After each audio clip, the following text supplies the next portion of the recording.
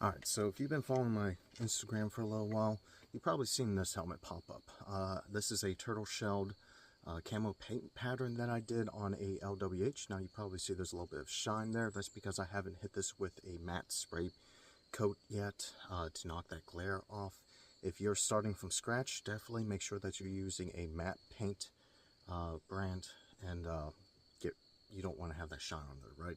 But today I'm going to be starting the process over on a blank canvas, so to speak.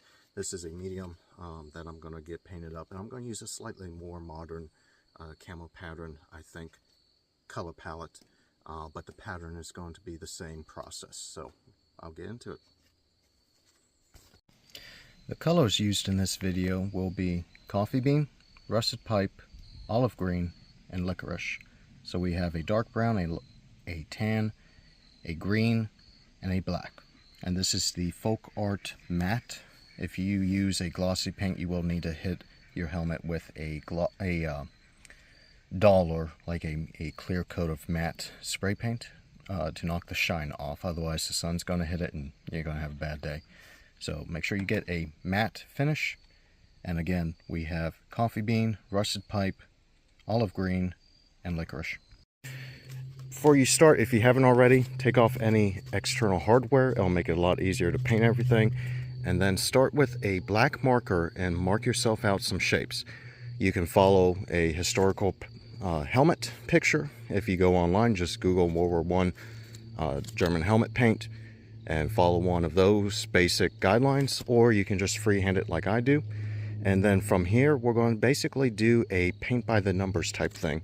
We're going to start with one, paint it a color, and then we're going to pick one that is not touching it and paint that the same color. And then we're going to continue until we have about 3 or 4 different colors mixed in here. The type of paintbrush that you use is not really that important. I'm just using a 1/2 inch synthetic one from Hobby Lobby. Super simple, super easy. You can use whatever you want. So now here is what the olive green will look like when it's wet, fresh coat. I will do 2 coats on this once this has fully dried. But now for the second patch, I'm going to pick one that's not immediately touching it. So we're going to go ahead and do that patch right there. And so forth until you have several areas of the same color. We're going to move on to the next color. And this is a trust the process type thing. It will all tie together here in a minute.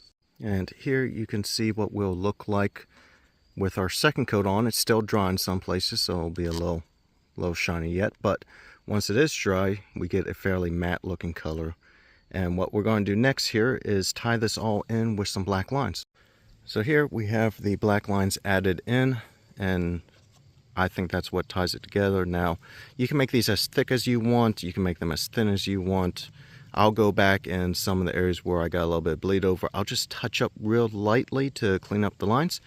But once this completely dries, we'll be able to put back the hardware and see the final product. And there is our final product. So, if you guys have any questions or comments, go ahead and drop them down below. And enjoy.